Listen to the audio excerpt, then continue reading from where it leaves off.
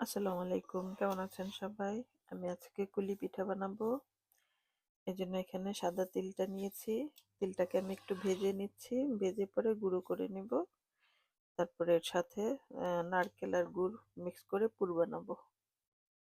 আমি এখানে ২ কাপ পানি দিয়েছি আর ১ চামচ লবণ দিয়েছি। পানিটা ফুটিয়ে নিয়েছি। এখন আমি এখানে ২ কাপ চালের গুঁড়ো দিয়ে দিব। এখানে আমি চালের গুঁড়োটা দিয়ে দিয়েছি। এখন আমি এটাকে একটা ঢাকনা দিয়ে ঢেকে দিব। আমি এখানে পাটালি গুড়টাকে কেটে এটাকে গলিয়ে নিয়েছি। এখন এর মধ্যে নারকেল কুড়া আর তিলটা দিয়ে দিব।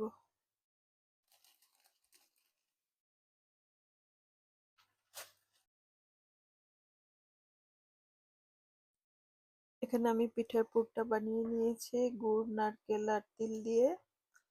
আর এখানে আমি আটাটা করে নিব, এখন মথে নিব ভালো করে।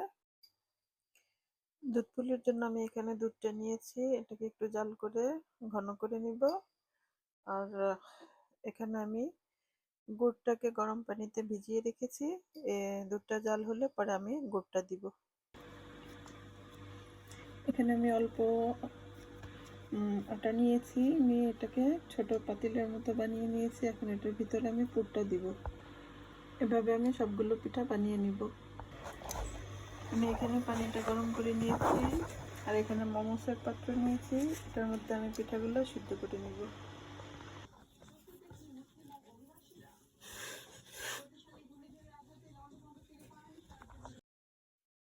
দুধ পুলির জন্য আমি এখানে ২ লিটার দুধ দিয়েছি আর ১ কাপ গুঁড়ো দুধ দিয়েছি।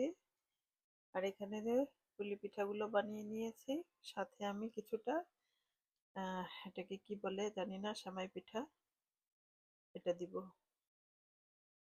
এখানে দুধটা জাল করা হয়ে গিয়েছে।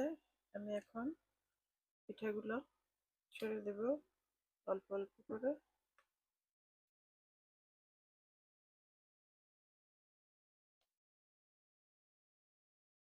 দেখো আমার পিঠাগুলো সব ভেসে উঠেছে। এখন আমি সেমাই পিঠাগুলো ঢেলে দিব।